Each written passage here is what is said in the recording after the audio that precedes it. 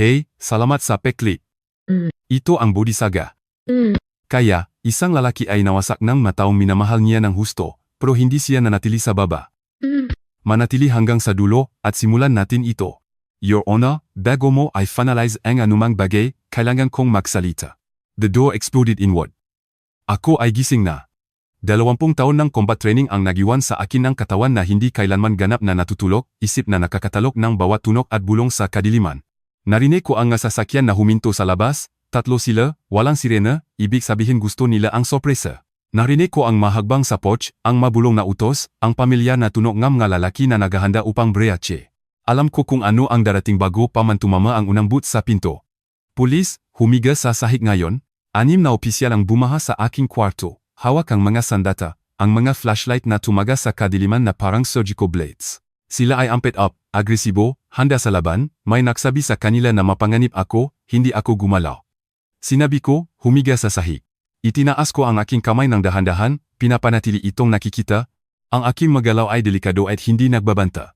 Ako ay nasa kabilang paning ng magaraid na katulad nito ng higit pa sa mabilang ko. Alam ko kung gaano kabilis magkamali ang mga bagay kapag lahat ay natatakot at trigger happy. Sumusunod ako, sabi ko ng kalmado. Walang sandata, walang banta, dahan-dahan akong bumababa. Ibinaba ko ang aking sarili sa charpet, pinapanatili ang aking mga kamay kung saan nila makikita. 2 opisyal ang tumakbo pasulong, isang nagtanim ng tuhod sa aking likod, habang gangisa ay pinilipit ang aking braso sa likod. Ang handcuffs ay nag-click na sarado, malamig na metal laban sa balat, isang sensasyon na hindi ko naramdaman sa loob ng taon. At pagkatapos ay narinig ko siya. Binabalaan kita tungkol sa kanya. Ilina.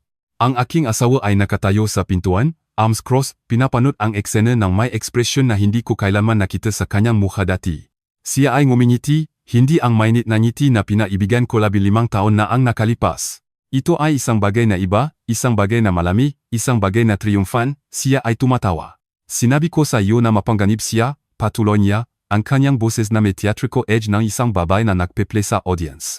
Tingnan ninyo kung ano ang ginawa niya sa akin. Tiningnan niya ang kanyang mukha patungo sa mga opisyal, ipinapakita ang isang pasa sa kanyang pisngi, isa pa sa kanyang braso, sariwang purple, demning. Maliban na hindi ko siya hinawakan. Hindi ko siya hinawakan sa loob ng mga buwan, hindi mula nang ang distansya sa pagitan namin ay lumaki ng masyadong malawak upang tawirin. Natutulog kami sa makahiwalay na kwarto. Halos hindi kami nag-usap. Namamatay ang aming kasal, at alam namin pareho ito. Pero hindi kailanman ilalagay ang aking kamay sa kanya. Sir, ikaw ay nasa ilalim ng pag-aresto para sa domestic assault, sabi niyang isa sa mga opisyal, hinihila ako pataas. May karapatan kang manahimik, naintindihan ko ang aking karapatan. Anumang sasabihin mo ay maaaring at gagamitin laban sa iyo. Naintindihan ko. Pinagmarsa nila ako patungo sa pinto, lampas kay Elena, na patuloy na ngumingiti sa kakilakilabot ng ngiti. Habang lumipas ako sa kanya, siya ay yumuko malapit. Malapit na tanging ako ang makakarinig. Sinabi ko sa iyo na sisirain kita, bulong niya. Dapat ay binigyan mo ako ng gusto ko. Hindi ako sumagot. Walang sasabihin. Anuman ang laro na ginagawa niya, anuman ang scheme na kanyang itinayo, ito ay guguho sa lalong madaling panahon. Dahil si Elena ay gumawa ng isang kritikal na pagkakamali. Hindi niya alam kung sino talaga ako. They loaded me into a patrol car, hands still cuffed behind my back, and drove me to the station in silence. I had been through worse, much worse. Interrogation rooms, in countries that didn't recognize the Geneva Convention, captivity in places where light never reached. Pain that had made me question whether death would be preferable. This was nothing. At the station, they processed me with clinical efficiency. Fingerprints, photographs, personal effects collected and catalogued. The officers were professional but cold. They had already decided I was guilty based on whatever Elena had told them. I didn't blame them. Domestic violence calls were dangerous, unpredictable. They had seen the bruises on my wife's face. They had heard her story. From their perspective, I was exactly what she claimed, a violent man who had finally been caught. They put me in a holding cell while they finished the paperwork. I sat on the metal bench, closed my eyes, and waited. An hour passed. Then another. The cell door opened. Kuznetsov, Viktor Kuznetsov. He looked up. A young officer, early 30s, clean-shaven, with the eager look of someone still trying to prove himself, was standing in the doorway with a tablet in his hand. That's me. Need to verify your information. Standard procedure. He approached, glancing at his tablet, then at me, then at the tablet again. He was cross-referencing something. My driver's license, probably checking it against some database. Former military? He asked. Yes. What branch? Navy. He typed something. Waited. His brow furrowed. Says here he trailed off staring at the screen. His typing grew faster, more urgent. I watched his face change. First confusion. The slight tilt of the head. The narrowing of the eyes, then recognition. Something in the data had triggered a flag connected to another database. Revealed information that wasn't supposed to be there. Then shock. His face went pale. His hands stopped moving. He looked at me. Really? Looked at me as if seeing me for the first time. Sir. Yes. He stepped back. His posture changed. Shoulders squaring, spine straightening. The instinctive response of a man who had been trained to recognize rank and authority. And then he did something I hadn't expected. He saluted. Sir. His voice cracked. I need to make some calls. Take your time. He turned his tablet away from me, angling the screen so I couldn't see what was displayed. But I already knew what he had found. I had seen that look before on the faces of men who had accessed my file without proper clearance. The flag, the classification level, the commendation that had never been made public. He rushed out of the cell, leaving the door open, a breach of protocol that told me just how rattled he was. I sat back on the bench and waited. The next few hours were going to be very interesting. Within minutes, the station was in chaos. I could hear it from my cell. Raised voices, hurried footsteps, phones ringing with the kind of urgency that suggested someone important was calling. Through the small window in the door, I caught glimpses of officers rushing past, their faces tight with concern. The young officer returned. He was accompanied by a woman in her mid-40s, silver hair pulled back in a severe bun, sergeant stripes on her sleeve. She had the weathered look of someone who had spent decades in law enforcement and was very tired of surprises. Captain Kuznetsov, that's me. I'm Sergeant Olga Petrova. She studied me with sharp eyes. We seem to have a situation. So, I gathered. Your file flagged to 3 separate federal databases the moment Officer Yuri ran your ID. I've received calls from the Ministry of Defense, the FSB, and a man who identified himself only as the Admiral and demanded to speak with you immediately. I smiled slightly. That would be Admiral Borisov, my former commanding officer. He's on his way here now. Said something about a medal of hero of the Russian Federation and a lot of classified information that we apparently aren't cleared to know. Sergeant Petrova's jaw tightened. Captain Kuznetsov, would you care to explain what the hell is going on? I would, but most of what I could tell you is classified above your clearance level. Then tell me what isn't classified. Tell me why your wife called the emergency line claiming you assaulted her, and why you're sitting in my holding cell, and why I'm getting calls from Moscow about a domestic violence arrest. I stood up slowly, non-threateningly, but I could see the shift in Officer Yuri's posture. He was no longer looking at me like a suspect. He was looking at me like a superior officer. My wife is lying, I said simply. I never touched her. Those bruises on her face are self-inflicted. She created this situation deliberately to have me arrested. Why would she do that? Because I'm worth a lot of money, Sergeant. Military pension, contractor fees, investments. She wants a divorce, but she knows I'll fight for custody of our children. So, she decided to eliminate me from the equation. Get me arrested for domestic violence, obtain a restraining order, take the kids and the house and everything else, while I'm tied up in criminal proceedings. That's a serious accusation. Yes, and I can prove it. But first, I need to make a phone call. Sergeant Petrova studied me for a long moment. Then she turned to Officer Yuri. Remove his cuffs, Sergeant. Yuri stepped forward, key in hand. The handcuffs clicked open. I rubbed my wrists, more out of habit and discomfort, and nodded my thanks. There's a conference room down the hall, Petrova said. You can make your call there, but Captain Kuznetsov. Yes, when you're done, you and I are going to have a very long conversation about what's really happening here. I look forward to it, Sergeant. Let me tell you who I really am. My name is Viktor Kuznetsov. I was born in 1976 inches, a small town in Russia, the son of a factory worker and a school teacher. I was an unremarkable child in most ways. Decent student, average athlete, the kind of kid who blended into the background and never made waves. But I had one quality that set me apart. I never quit.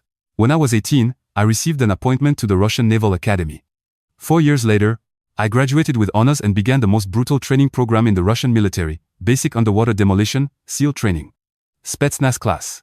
Out of 187 men who started that class, 23 graduated. I was one of them. For the next 20 years, I served my country in ways that will never be made public. I operated in places that don't appear on maps against enemies whose existence has never been acknowledged. I have been shot, stabbed, burned, and beaten. Have killed men whose faces I still see in my nightmares. I have held dying teammates in my arms and promised them their sacrifices would mean something. In 2015, during an operation in a country I am not permitted to name, I led a team to rescue 23 Russian hostages from a terrorist compound. The mission went wrong almost immediately.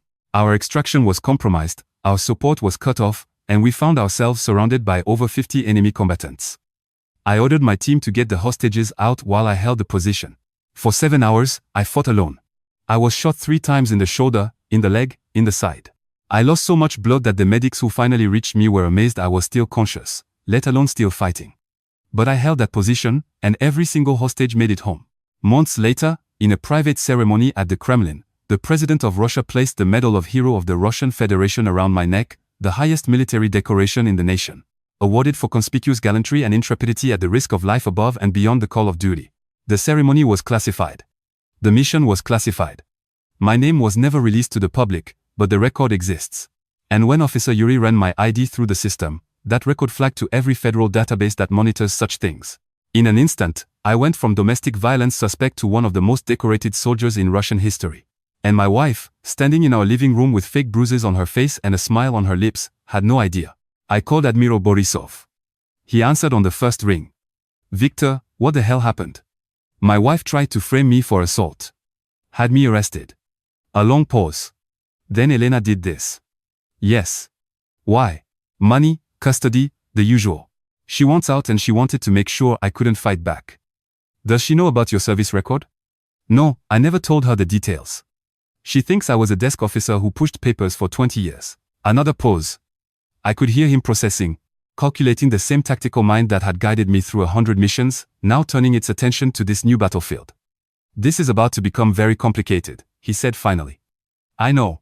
The moment your file flagged, it went to Ministry of Defense, FSB, and about 6 other agencies. They are going to want to know why a Medal of Hero of the Russian Federation recipient is sitting in a local holding cell on domestic charges. They are going to want to investigate." "Good. Let them investigate. They'll find out the truth." And Elena, she made a mistake, Admiral. She tried to destroy a man she didn't understand. Now she's going to learn what happens when you pick a fight with someone who spent 20 years learning how to win. I heard something that might have been a laugh. God help her. I don't think he will. I'm on my way. Don't say anything else to the local police until I get there. And Victor? Yes? I'm sorry. I know how much you loved her. I closed my eyes, thought about the woman I had married 15 years ago. The woman who had seemed so kind, so normal, so unlike the chaos of my operational life. The woman I had trusted with my heart, if not my secrets. I did love her, I said quietly. But I don't think she ever loved me. While I waited for the Admiral, Sergeant Petrova began her own investigation. She was thorough. I had to give her credit. She didn't trust the federal flags or the phone calls from Moscow. She wanted to understand the situation for herself. First, she reviewed the emergency call Elena had made. "He's attacking me. Please, you have to send someone. He's going to kill me." Elena's voice, terrified, desperate, the perfect victim. Then she reviewed the body cam footage from the arrest. The officers kicking in the door. Me calm and compliant, making no threatening moves. Elena standing in the doorway, watching with that strange smile on her face. "Rewind that," Petrova said to Officer Yuri. "The part where the wife is standing in the doorway." They watched it again. Elena's face caught in the officer's flashlights. The smile that didn't match her emergency performance. The casual posture of someone enjoying a show. "That's not how a domestic violence victim looks," Petrova said quietly. "No ma'am, it isn't." Next, she examined the bruises on Elena's face. The photographs taken at the scene showed a purple mark on her left cheek, another on her upper arm, consistent with being struck by a right-handed attacker. But Sergeant Petrova noticed something else. "The bruising pattern is wrong," she said. "If someone hit her with enough force to leave marks like this, there would be swelling around the impact site. Broken capillaries in a specific direction. This looks like," she paused. "This looks like pressure, bruising, like she pressed something hard against her skin for an extended period." "Self-inflicted? Possibly. We'd need a medical examiner to confirm." They called in a forensic specialist. The preliminary report was clear. The bruises on Elena's face and arm were inconsistent with assault trauma, the coloring, the pattern, the depth of tissue damage. All of it suggested deliberate self-applied pressure rather than blows from another person. My wife had injured herself to frame me, and now there was evidence to prove it. Admiral Borisov arrived. He was 70 years old, silver-haired, with the ramrod posture of a career naval officer and eyes that had seen every kind of horror the world could produce. He walked into the police station like he owned it. 2 Ministry of Defense officials trailing in his wake and demanded to see me immediately. They brought me to the conference room. Victor. He clasped my hand, held it for a moment. You look like hell. It's been a long night. I can imagine. He sat down across from me, waving the officials to seats along the wall. Tell me everything. So, I did. The deterioration of my marriage, Elena's growing resentment, the distance between us that had become impossible to bridge, my suspicion that she was having an affair, though I hadn't confirmed it, and finally the raid, her laughing face, the handcuffs, the cell. When I finished, the Admiral was quiet for a long moment. The local police have already found inconsistencies in her story, he said finally. The bruising pattern doesn't match assault trauma. The emergency call doesn't match her demeanor at the scene. And apparently, she's been calling her lawyer every hour demanding to know when you'll be formally charged. She's worried. She should be. But Victor, there's something else you need to know. What? When your file flagged, it triggered a standard background check on everyone associated with you, including Elena. He pulled a folder from his briefcase. She's been having an affair for 2 years. A man named Oleg Krasnov, wealthy businessman, lots of connections, not entirely clean legally. I had suspected the affair. Hearing it confirmed was like pressing on a bruise. Painful, but not surprising. There's more. Months ago, Elena and Oleg had a series of conversations that were flagged by our monitoring systems. They discussed how to remove you from the picture. How to ensure she got the house, the children, and access to your financial accounts. They planned this extensively.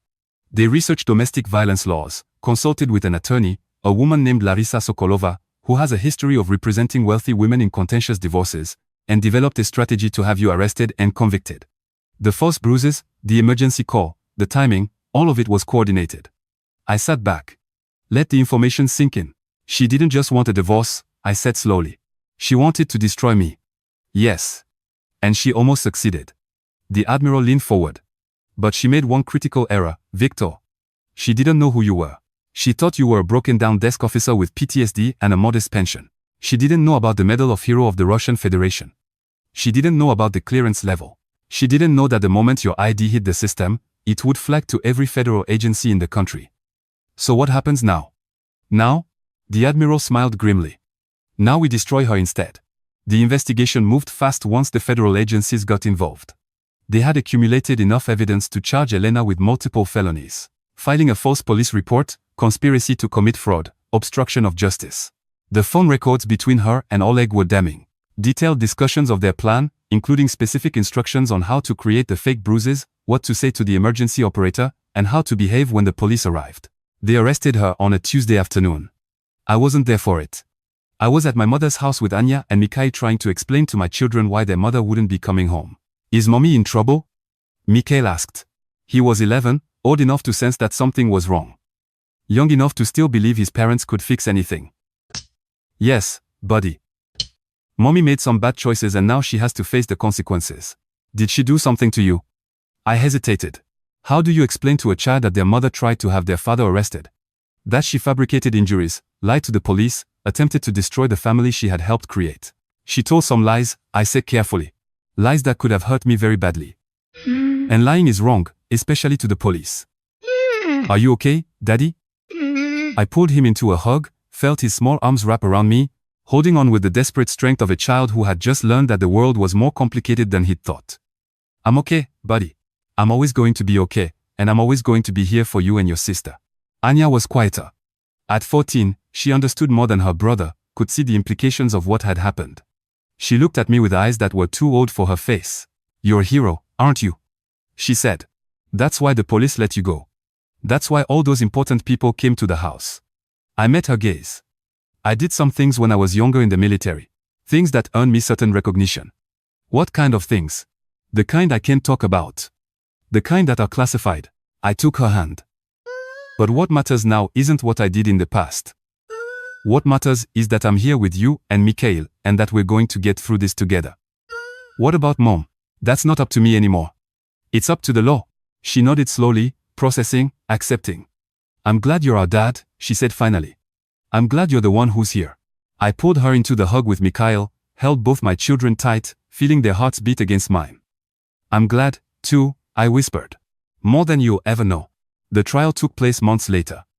Elena's attorney, the same Larissa Sokolova, who had helped plan the original scheme, tried every trick in the book. She argued that the phone recordings were inadmissible. She claimed the forensic analysis of the bruises was flawed.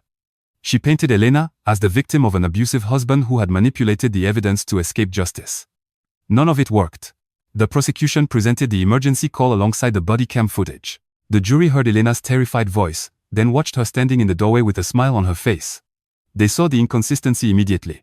The forensic pathologist walked them through the bruise analysis, showing how the coloring and pattern were consistent with self-inflicted pressure trauma rather than assault. The phone records were admitted as evidence of conspiracy, revealing in detail how Elena and Oleg had planned every step of the scheme.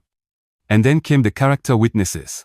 Admiral Borisov testified about my service record, about the missions I had led, about the men and women I had saved, about the Medal of Hero of the Russian Federation that had been awarded in a classified ceremony, a decoration earned through sacrifice and valor beyond anything most people could imagine. The jury listened in silence. When he finished, several of them were in tears. Elena's attorney had no response. How do you argue that a man is a violent domestic abuser when he's a certified Russian hero? How do you convince a jury that a Medal of Hero of the Russian Federation recipient, a man who had risked everything for his country, would suddenly turn into a monster? You can't. Guilty on all counts. The judge sentenced her to 8 years in federal prison. Oleg Krasnov, charged as a co-conspirator, received 5 years. Larissa Sokolova was disbarred.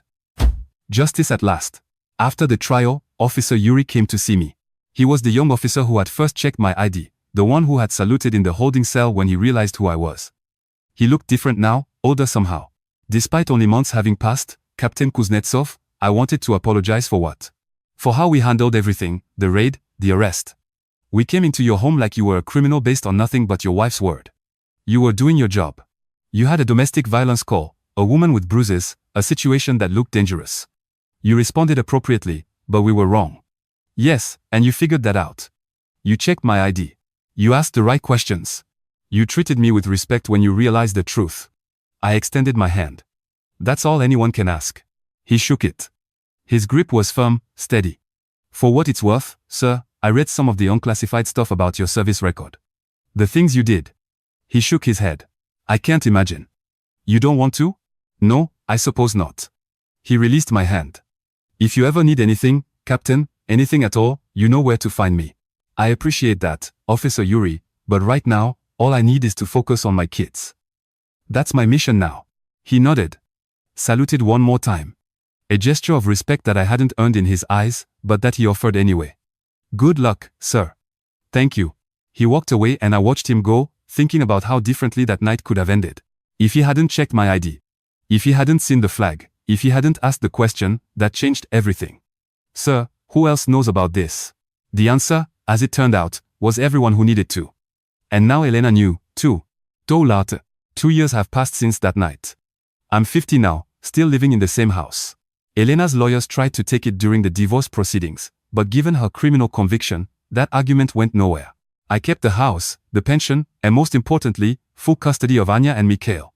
Anya is 16 now, applying to colleges, talking about maybe following in my footsteps and attending the Russian Naval Academy. I told her I'd support whatever she chose. But secretly the idea fills me with pride. She has her mother's beauty, but my determination. She'll go far. Mikhail is 13. He's discovered a passion for robotics. Spending hours in the garage building devices I can barely understand. He's quieter than he used to be. The events of 2 years ago left scars that are still healing. But he's strong. Stronger than he knows. I still have nightmares. Still wake up in the darkness, heart pounding, reaching for weapons that aren't there. The PTSD doesn't go away. You learn to live with it, manage it, carry it like a weight that becomes part of your body. But I also have good days. Days when I take the kids to the movies or help with homework, or just sit on the back porch watching the sunset over the hills. Days when I remember that the fighting is over, that I've done my duty, that whatever peace I've earned was bought with 20 years of service and blood and sacrifice. Elena writes to me sometimes from prison. The letters are angry, bitter, full of accusations and demands and threats that have no teeth. I read them once, then burned them. She's not my problem anymore. Oleg stopped writing after the first year. I heard through the grapevine that he found religion in prison, that he's trying to become a different person. Maybe that's true. Maybe it isn't. Either way, I don't care. What matters is my children. What matters is the life we're building together. The three of us rising from the ashes of what Elena tried to destroy. She thought she knew me. She thought I was weak. She was wrong. Last month, Anya asked me about the Medal of Hero of the Russian Federation. We were sitting on the back porch, watching fireflies dance in the darkness, when she brought it up. Dad, can I ask you something? Anything. The thing you got, the medal. What did you actually do? I was quiet for a long moment. The details were still classified, would probably remain classified for the rest of my life. But there were things I could tell her, things she deserved to know. There were people in danger, I said finally. Russians, civilians who were being held by very bad men in a very bad place. My team was sent to get them out. What happened? Everything went wrong. Our plan fell apart. We were surrounded, outnumbered, cut off from support. The only way to get those people to safety was for someone to hold off the enemy while the rest of the team evacuated. You volunteered. I did. Weren't you scared? I thought about that night.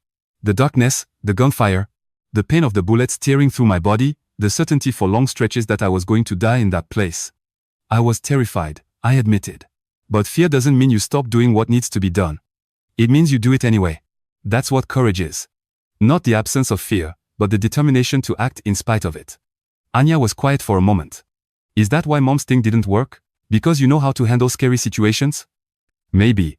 Or maybe it's just that I've learned to trust my instincts. To stay calm when everything is falling apart? To think clearly when other people would panic? I looked at her. Your mother made a mistake. She assumed I would react emotionally, that I would fight back in ways that made me look guilty. Instead, I cooperated. I let the system do its job, and the truth came out. What if it hadn't? What if they'd believed her? Then I would have fought in court with lawyers and evidence and the full weight of everything I've done for this country. I paused, but I had faith that the truth would come out. I had faith that the people investigating would see through her lies. That's a lot of faith. It is. But faith is all we have sometimes. Faith that the good guys will win. Faith that justice will prevail. Faith that the things we've done, the sacrifices we've made, will matter in the end. Anya leaned against my shoulder. I'm proud of you, Dad. I'm proud of you too, sweetheart. More than you'll ever know. Thank you for listening to my story. I know it sounds like something from a movie. Police kicking in the door. A wife laughing as her husband is arrested. An ID check that reveals a secret identity. An officer who salutes a man in handcuffs. But it happened. Every word of it.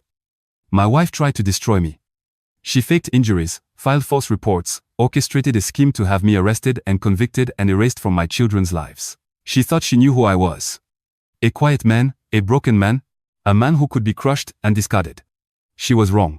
She didn't know about the 20 years of service, the classified missions, the Medal of Hero of the Russian Federation that hangs in a display case in my office, a reminder of the worst and best night of my life. She didn't know that when Officer Yuri ran my ID, he would flag to every federal database in the country. Didn't know that the moment that flag appeared, her entire scheme was doomed. Sir, who else knows about this? That's what the officer whispered after he saluted. The answer in the end was everyone who mattered. And now my wife is in prison, my children are safe, and I'm finally at peace. Now I want to ask you something. What would you do if someone tried to frame you for a crime but didn't know your true identity? Have you ever been underestimated by someone who thought they knew you? Have you ever had to stay calm in a situation where everyone expected you to panic? Drop your answer in the comments. I read every single one. If this story moved you, hit that like button. Share it with someone who needs to hear it. Especially anyone who has ever been underestimated, undervalued, or counted out. Comment your thoughts below and subscribe to the channel so you never miss another story. I'll see you in the next one. It's morning now. Mikhail is in the garage working on his latest robotics project. Anya is at the kitchen table filling out college applications. The house is quiet, peaceful, filled with the ordinary sounds of a family going about its day. The medal is in my office. I look at it sometimes, not with pride exactly, but with something like acceptance. That medal represents the worst night of my life and the best thing I ever did. It's a reminder that courage isn't about being unafraid. It's about doing what needs to be done, no matter how scared you are. Elena tried to destroy this family. She failed. Not because I'm a hero. Not because I have a piece of metal that says I did something brave once upon a time. She failed because she underestimated me.